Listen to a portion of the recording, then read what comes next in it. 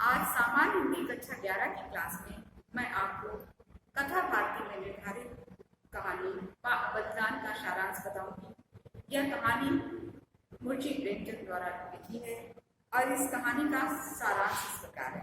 आज से 20 साल पहले हरकचंद कुर्मी के नाम से जाना जाता था।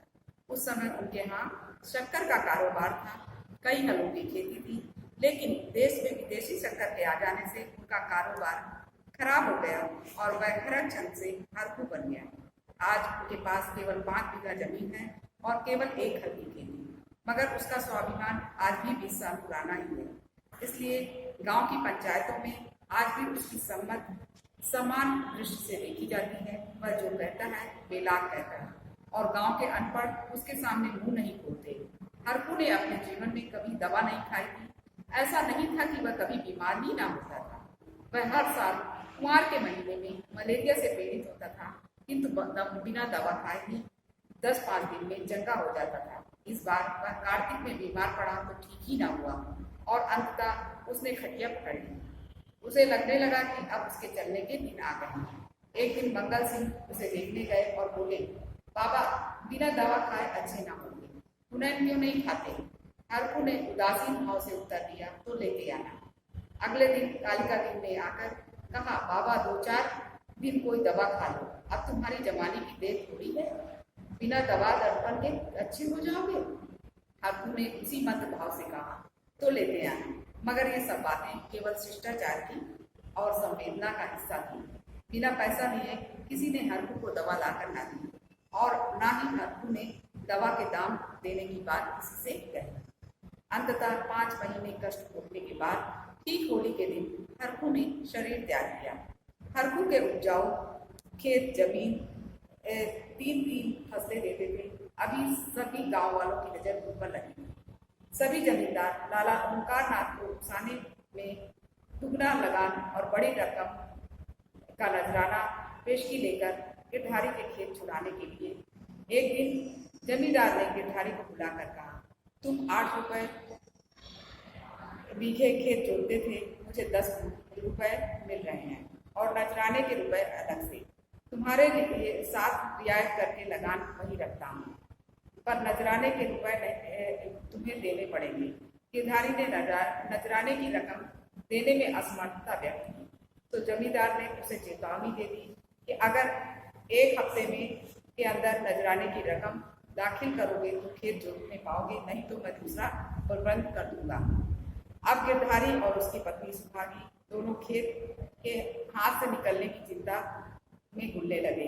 नजराने के 100 रुपए का प्रबंध करना उनके काबू से बाहर था, क्योंकि वह पहले ही कर्जदार था। जेवर के नाम पर एक पात्र मछली साल भर से गिरवी पड़ी थी। सप्ताह बीत जाने पर गिरधारी रुपयों का बंदोबस्त न कर सका। 8वें दिन उसे मालूम हुआ कि कालिका दिन ने 100 रुपए नजराना देकर 10 रुपए बीघा लगान पर खेत ले लिए। यह सुनकर गिरधारी बिलक कर रोने लगा। उस दिन उसके घर में चूल्हा न जला। सुहागी ने लड़ झगड़ कर कालिका दिन से खेत लेने चाहे, किंतु असफल हुई। गिरधारी अपने पुराने दिनों को याद करके दुखी होकर रोता रहा।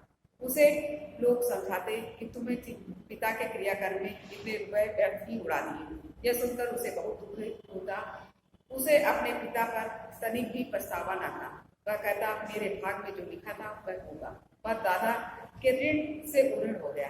उन्होंने जिंदगी में 4 बार खिलाकर खाया, क्या मरने के पीछे इतने पिंडे पानी को तरसाता?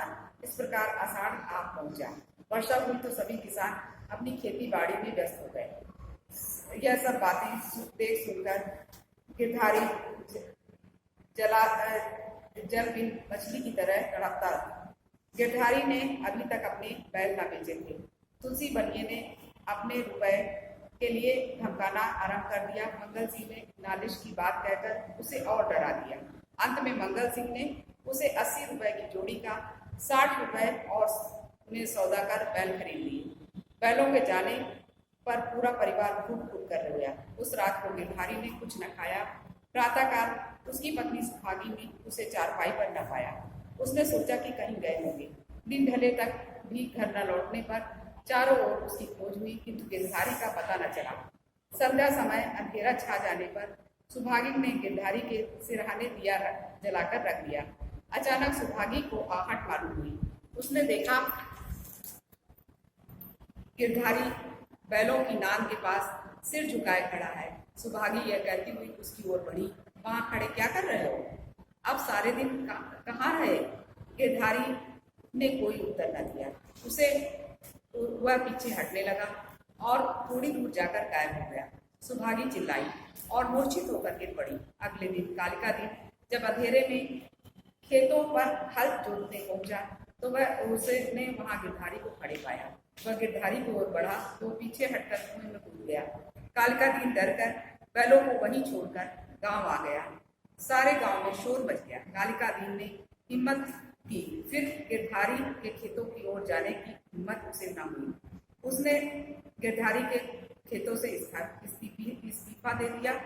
ओमकार नाथ के चाहने पर उसके खेत न उड़ सके। अब गांव के लोग उन खेतों के नाम से भी डरते थे। अब बच्चों ये तो था सारांश। अब इसका उद्देश्य इस प्रकार है।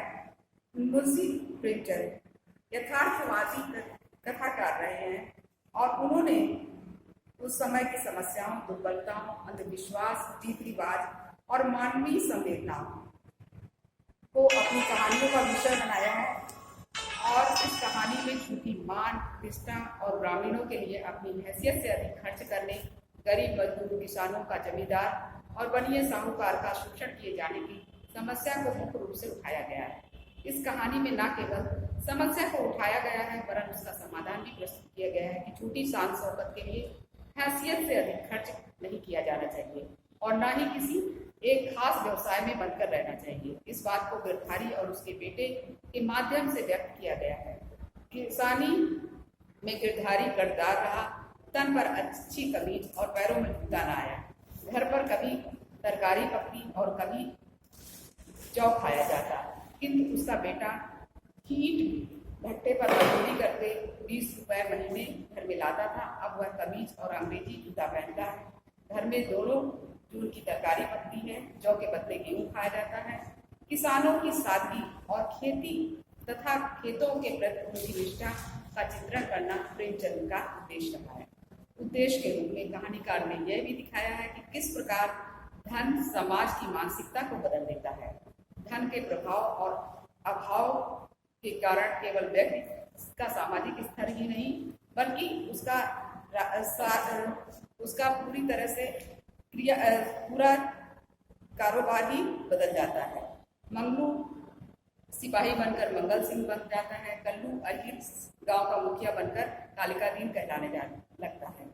इस प्रकार कहानीकार ने इस कहानी में विभिन्न सामाजिक स्तर, भेदों के स्वरूप को स्पष्ट करते हुए लोक सांस्कृतिक मूलक समाज को मानक सांस्कृतिक मूलक समाज की आधारशिला माना।